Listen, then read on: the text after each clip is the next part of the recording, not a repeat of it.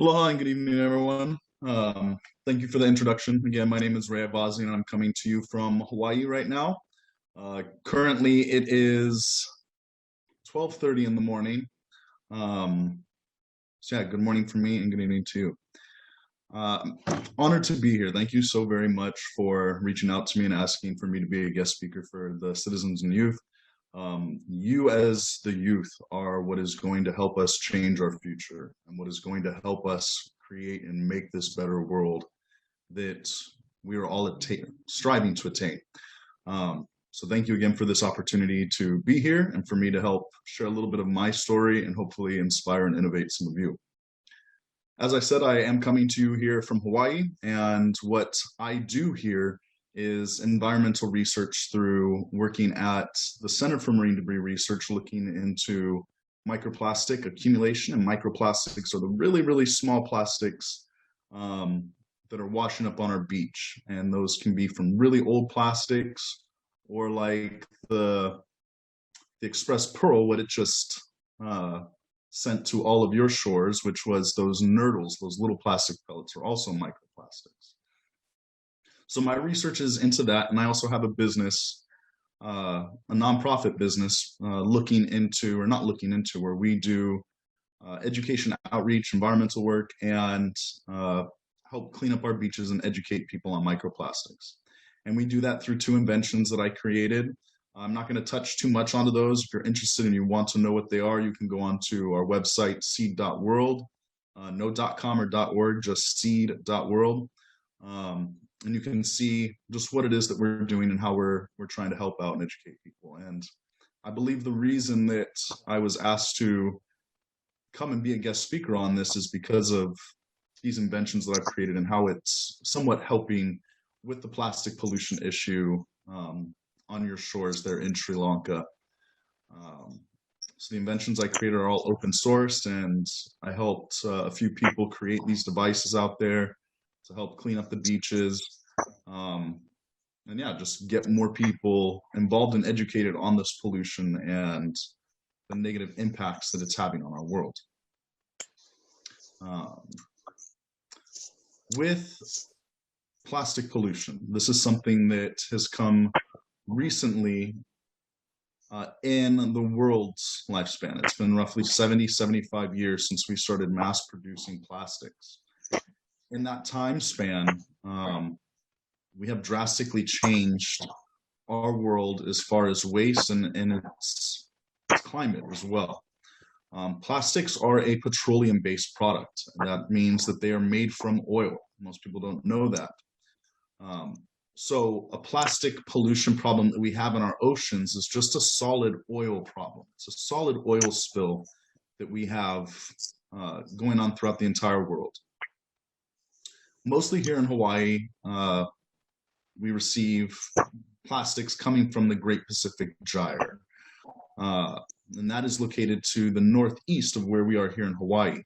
And there's estimations that it's several times the size of Texas or France, but it's a very large amount of plastics that have been contributed from everyone around the world. It's not just one country or one people or one organization. This is everyone's problem, as is climate change. This is everyone's problem that we all have to deal with. But here in Hawaii, we receive everyone's trash on our beaches. People think that Hawaii is this beautiful oasis, paradise where you go to escape, but we have record high amounts of plastic pollution that is washing upon our shores. And through my research, it's showing right now, and this is all preliminary data, but that we have the most polluted beaches as far as microplastic pollution in the world. So what I am doing here in Hawaii and what I try to do globally is just educate people on plastic pollution and how it is negatively impacting our environment. It's negatively impacting our ecosystems, our lives, our children's lives, and that we need to change our idea of waste. We need to change our thoughts of what throwaway is and what is being thrown away. Where's our plastic going? Where's our trash going after we are done with it? What other items can we use besides plastics that will still serve the same purpose but not have the same negative impact and extremely long-lasting result in waste. Excuse me. So through educating people on this pollution and what we can do to help change the conversation around plastic pollution, it's allowed me and my organization to expand to where we are able to help you all and have this conversation on the other side of the world. With plastics, we know that, so how can we get away from using plastics? How can we change the conversation around pollution? Camera's still not working. Sorry. So here in Hawaii, a lot of the work that I do is going to different schools, doing these webinars like this, talking about how change is still possible. People think that it's virtually impossible for us to change how much plastic we're using globally, what it is that we're using it with. Here in Hawaii, we passed the nation's, in the United States, the nation's largest single-use plastic phase-out bill. And that was through different people in our community, the youth coming together, the environmentalists, the restaurant industry coming together and saying that we know that this material is causing a negative impact on our world. We are seeing it here firsthand on our reefs, on our beaches, with our sea life, and in our waters when we see these waves of plastics that are washing ashore. And so we all came together and we voted for this bill to be passed. And it has changed the conversation here in Hawaii and globally around what can be done and how industries can change and how rapidly they can no longer use this material when the people come together. And when we make our voices heard together. Let me see. Sorry, I'm still trying to screw around with my camera here.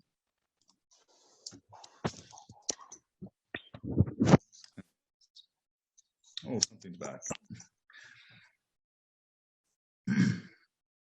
So with that bill being passed, we've been working with other states to help them learn how they can talk to their legislators about removing this material from their different industries.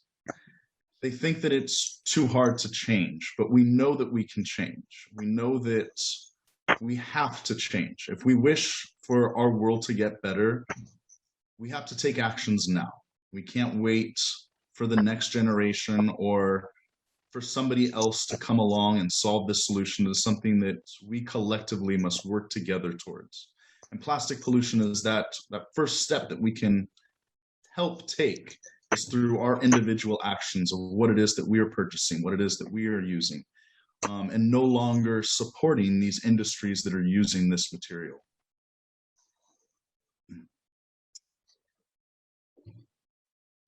Excuse me.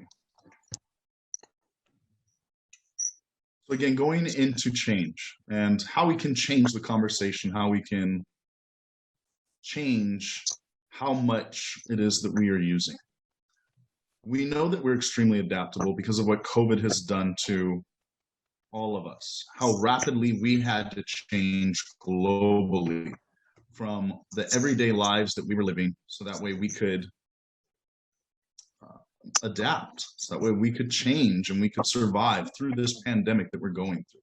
So if we're able to change for this cause, why are we unable to collectively change for this better vision that we all want for our future, for our children's future? And I believe that it is through these summits. It is through people like Mahis making these community gatherings to where people can talk about solutions, they can talk about problems, they can bring people together around these issues, because we can't just talk about it, we have to do something about it. And the more activists that come together and activate others and inspire others to do positive things and make positive change, that's how we are going to help this world. That's how we can better this world for everyone. It has to be a collective effort, though. Um, and I again believe that we can change and that we have to change. The pandemic has shown us that how adaptable we are as a people. Overnight, we globally changed, and we can change overnight how we use materials, how we view the world, how we view others, and how we can help others. And I know that the youth are the ones who are going to bring about this bigger change, because they are the ones that are going to talk to their parents.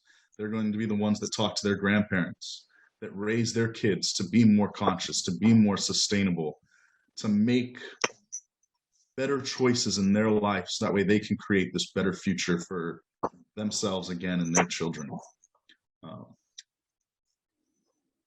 It's always an inspiration seeing the amount of people that come to these type of events and the amount of people that want to make change from all over the world, and how we are collectively coming together.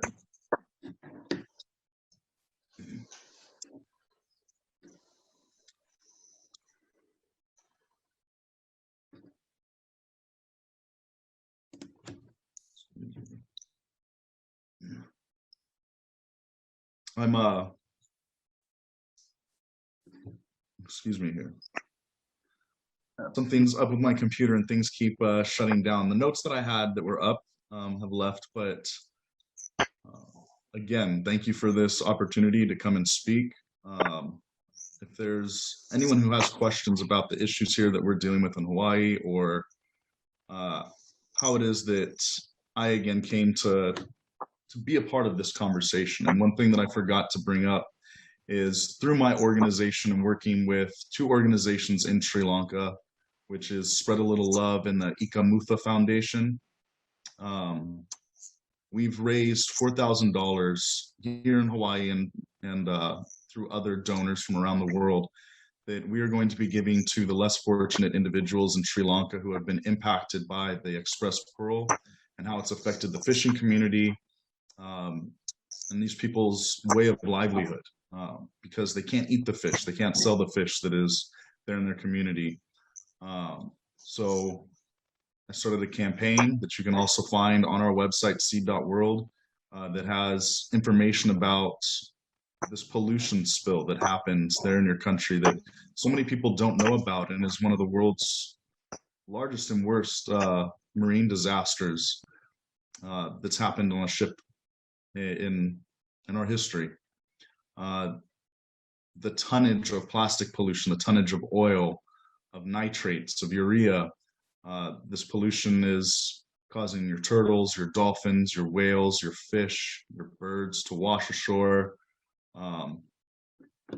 And my whole vision was to allow more people to realize the damage that is happening over there in your world, and how we can come together again to make that change. So we've again been working tirelessly, trying to raise money to help this issue, and we're going to continue to do it. It's again a collective effort, even though this issue isn't going to affect us here in Hawaii immediately. It's again something that we want to educate people on. We want people to know about the struggles that are happening over there, the ways that they can help, and the people are coming together.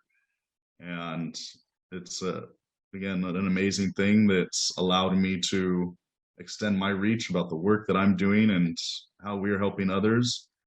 And it's an honor to have been a part of this conversation and to be here with you all. And yeah, thank you. I don't know if there's any questions.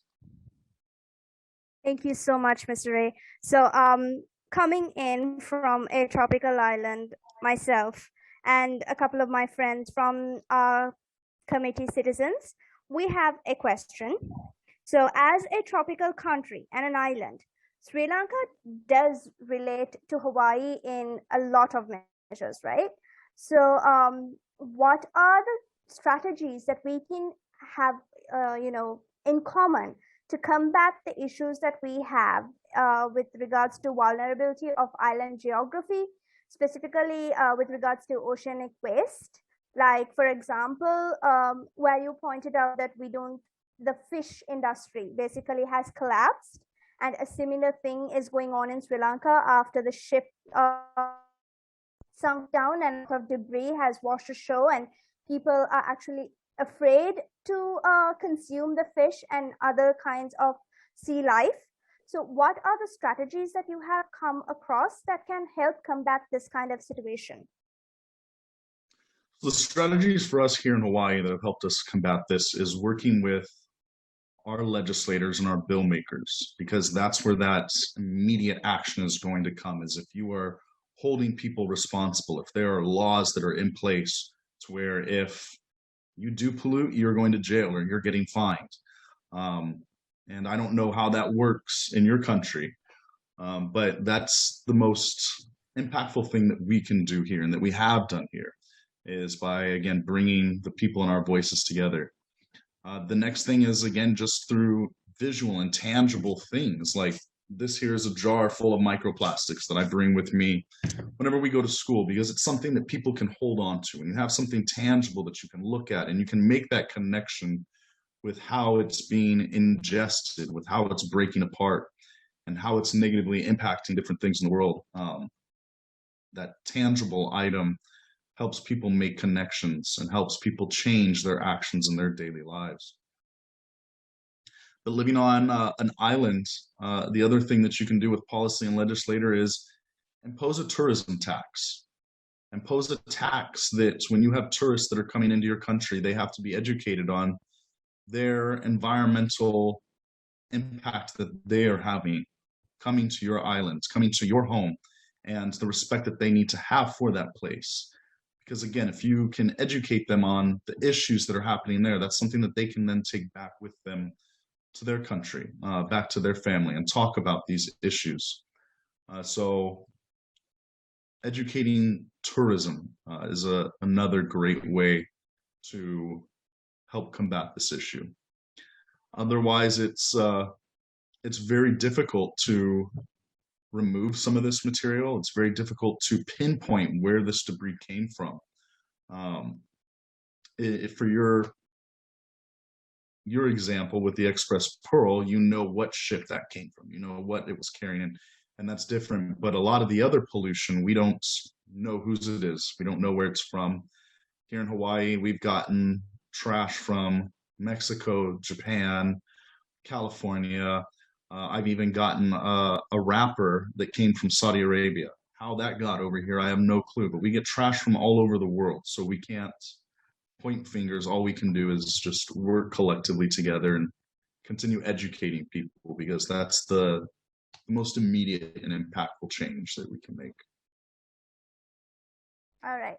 Thank you so much on that one. So the next question we have is, what are the type of plastics that can be recycled, and what is not recyclable when it comes to plastic? How do we differentiate it at its plain sight? So that's a difficult question, because it's going to depend upon where you are in the world and what your recycling codes and what you can recycle are. All plastics can be recycled in the aspect of them being repurposed in some other way by someone who's choosing to use them. Here in Hawaii, we only recycle, there's 7 different, the little triangle that has like the arrows on the plastic items. We only recycle plastics 1 and 2 in Hawaii.